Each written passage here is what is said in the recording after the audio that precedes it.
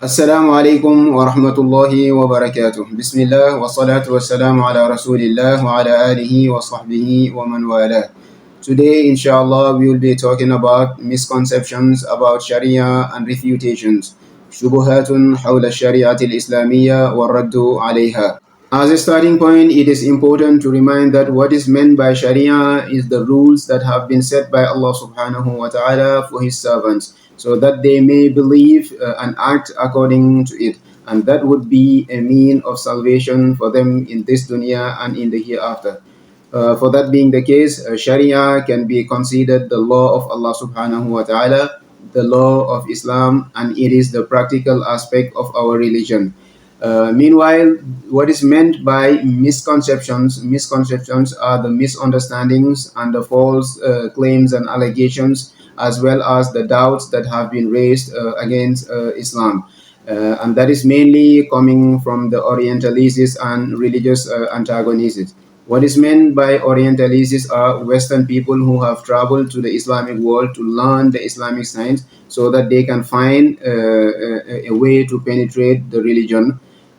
What is also meant by the religious antagonists are those who have anti-religion campaigns in general, whatever religion it may be, and of course the front runners of that group are the atheists. So, what are the key misconceptions regarding Sharia? The number one misconception is that Sharia is all about acts of worship. In order to refute this false claim, we would say that the acts of worship might be the most prominent and dominant aspect of Sharia, but the Sharia law is way broader than that. The Sharia law includes the acts of worship, or what is known as fiqhul ibadat, the jurisprudence of acts of worship. It also involves the dealings and transactions, or what is known as fiqhul mu'amalat, or the jurisprudence of transactions and dealings. It also involves the manners and the moral system, or what is known as al-adabu wal-akhlaq. So you can see that Sharia is a complete and a holistic system, and it's not only about the acts of worship. Probably the imams, the preachers, and the scholars who are responsible in delivering the religious message to the society, to the layman or the general public. They are responsible in the dominance of the aspect of the acts of worship, because they are only focusing on that aspect.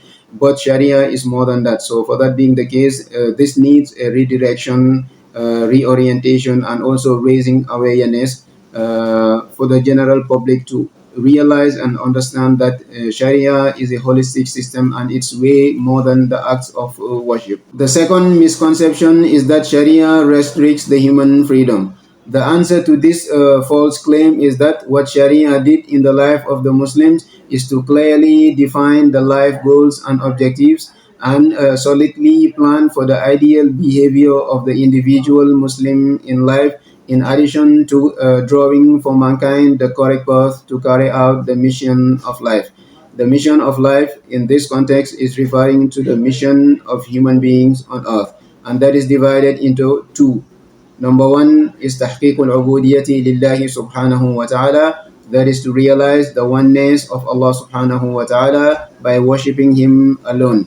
And that is according to the verse وَمَا خَلَقْتُ الْجِنَّ وَالْإِنسَ إِلَّا لِيَعْبُدُونَ. I have not created jinn and mankind except to worship me.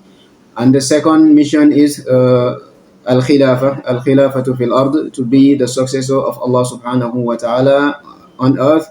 And for that being the matter, human beings have to harness and develop the universe, and that is according to the verse هُوَ خَلَقَكُم مِّنَ الْأَرْضِ وَاسْتَعْمَرَكُم فِيهَا. It is Allah subhanahu wa ta'ala who created you from earth and then enjoined you to harness and develop it.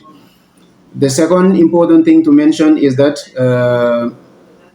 the scope of al-mubah, something that is permissible, that means something that is up to the mukallaf, whether to do it or to not do it. It's up to the individual Muslim.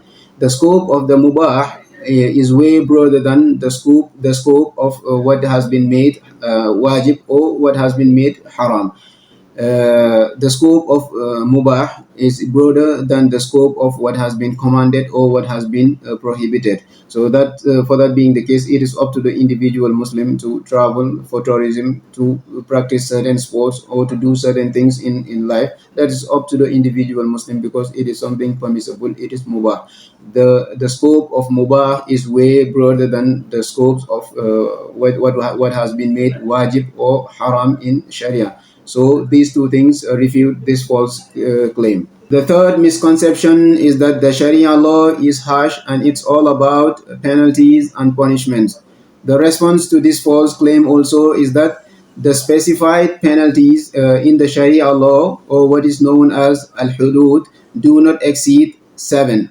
And those are az-zina, which is adultery or fornication, al-qatlu, which is murdering, as-sariqatu, which is stealing, al-qazfu, which is accusing the innocent woman or the woman of chastity, al-riddatu, which is apostasy or blasphemy, al-hirabatu, which is armed robbery, and al-baghyu, which is rebelling against the legitimate ruler.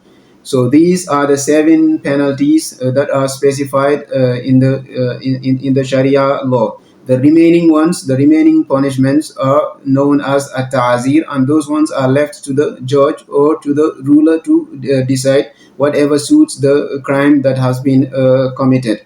That is one thing. Another thing is that by analyzing or contemplating all these major crimes, you would realize that they are evils that extend to others. That means it impacts or affects severely the lives of other individuals.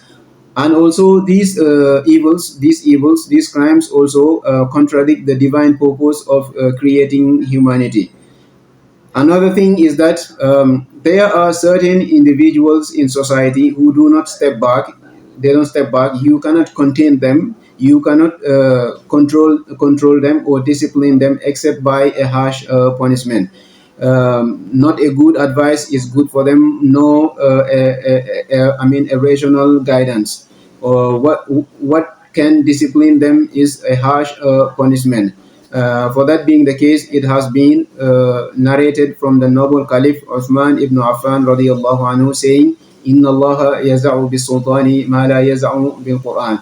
Allah subhanahu wa ta'ala can put a stop to something through the man of authority, the leader or the ruler, what the Quran cannot do. This simply means that there are certain individuals reminding them from or reminding them of the teachings of Allah subhanahu wa ta'ala in the Holy Quran or in the Sunnah of the Prophet sallallahu alaihi wasallam does not benefit them. It is only through these penalties and punishments you can put a stop to their evil, and you can control and discipline them. Another thing is that there are certain major sins in Islam, in which Islam did not determine a specific punishment for it. For instance, al-kufru, which is being a disbeliever, a non-Muslim, Muslim, is known to be as the greatest sin in existence, in human existence. But Islam did not place or determine a certain punishment for that. But that being the case, individuals, people are free to be Muslims or to not be Muslims, and Islam did not place or determine any punishment for that major sin. So all these things refute this false claim. The fourth misconception is that the Sharia law is rigid, not fit for development, and it is also inconsistent with the current realities. This false claim is also refuted by the outcomes of the Hague Conference on Comparative Law back in 1927, in which some scholars from Al-Azhar University in Egypt participated. And as a result of that participation, number one, Sharia was considered as a source of general legislation, a source of comparative law. Number two, Sharia was considered as fit for development, a law that is fit for human development. For example, let's take the Islamic banking and financial system, which is a banking and financial system that is compliant with the Islamic law. The system has been considered as a genuine solution for nowadays problems. And according to that, a recent study that was prepared by the United States Congress Research Center for Islamic Banks describes that the Islamic banks are more resilient in the face of financial crisis compared to conventional banks, and that is due to the fact that the Islamic financial system is effective in terms of dealing or handling the financial risk factors or the financial crisis. Another example is the halal food product, or what is generally known as the halal industry. The halal industry has also been a revelation. According to studies, there is a growing tendency among the non-Muslims towards the halal product or the halal food globally. For instance, in the United Kingdom, the Muslim population is estimated at 2 million. 2 million. Meanwhile, the number of the people who are requesting for the halal products or are consuming the halal meat exceeds 6 million. So that tendency is also explained by the perception that the halal food is more ethical and safer. The reason why those non-Muslims are requesting for halal food items is that the halal food product is more ethical and it is much more safer than the normal food item. And that is simply explained by the fact that the halal food item is a food product that is compliant to food safety requirements, in addition to being compliant to the requirements of the Sharia law for the food that is to be consumed by the individual Muslim. The fifth and the last misconception is that Sharia oppresses women, restricts their freedom, and also deprives them of their rights. And that is highlighted in the issue of polygamy, stewardship of men over women, and also in inheritance. In order to refute all these allegations, it is important to handle each matter independently. Regarding the issue of polygamy, it is important to mention that polygamy itself is an honor for women and a protection for them from any form of immorality in case they did not have the initial opportunity to marry. Also, polygamy itself is an option and not an obligation. That means it is up to the man and the woman to do it or not. Uh, in addition, the percentage of polygamous marriage in Islamic societies, according to statistics, did not exceed 20% of all marriages. Regarding the issue of stewardship, which is choosing man to be the guardian of the woman, we would say that stewardship means leadership. It is a responsibility and not an honor for the man. And choosing man to be the guardian of the woman is based on the psychological and the physiological nature of the man himself.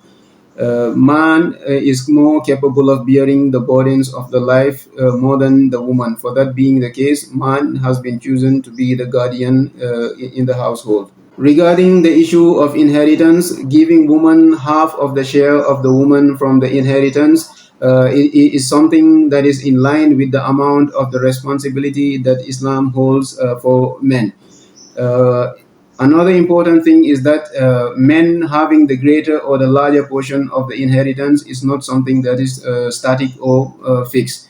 But there are certain considerations. Those considerations are one, the degree of responsibility, and obviously man has more responsibility, more financial responsibility, for that being the case deserving more, a greater share in the inheritance. Another thing is the degree of kinship. The degree of kinship, it is also considered in the inheritance, and due to this factor, women can inherit more than men.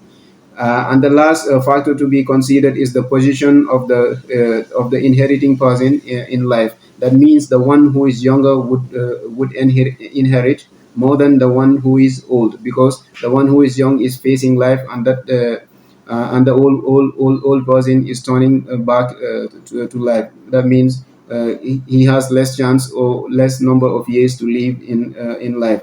So, for that being the case, according to the statistics or the analysis of the scholars of Islam, there are more than 40 cases in which women inherit more than men, based on these three factors that I have already mentioned. So, all these things would also refute this false claim or this misconception. وصلى الله على نبينا محمد وعلى آله وصحبه وسلم تسليما كثيرا مباركا فيه والحمد لله رب العالمين.